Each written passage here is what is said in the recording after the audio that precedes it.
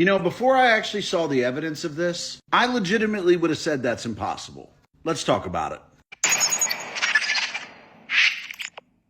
So recently, people started asking a very good question. They wondered how CNN and the Associated Press were able to get such up-close footage of the massacre on October 7th. And once the attention was drawn to that question, CNN and the Associated Press had to admit the horrific truth. They knew it was going to happen. And to make sure that they were the only ones that got to report on it, they didn't tell anyone.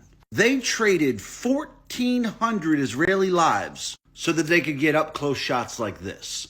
In fact, Hamas trusted CNN and the Associated Press so much that their fucking leaders resorted to kissing them. So the Associated Press and CNN, you know, the CNN you see on TV every day, they knew that Hamas was going to go into a music festival and massacre people. They knew that Hamas was going to go in there and rape hundreds of women. They knew that they were going to murder hundreds of civilians. They knew that they were going to go town to town, door to door, murdering Jewish families. And they didn't fucking tell anyone. They didn't tell anyone because they wanted to be able to report on it.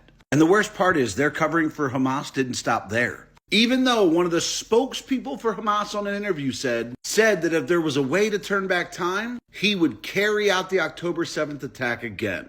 And instead of publishing that Hamas leader saying he was happy with what happened, this is what they published. How Hamas's carefully planned Israel attack devolved into a chaotic rampage. This entire article just talks about how Hamas didn't want to murder any civilians, but they just had trouble controlling the rage of their fighters. Was it rage that made them do this?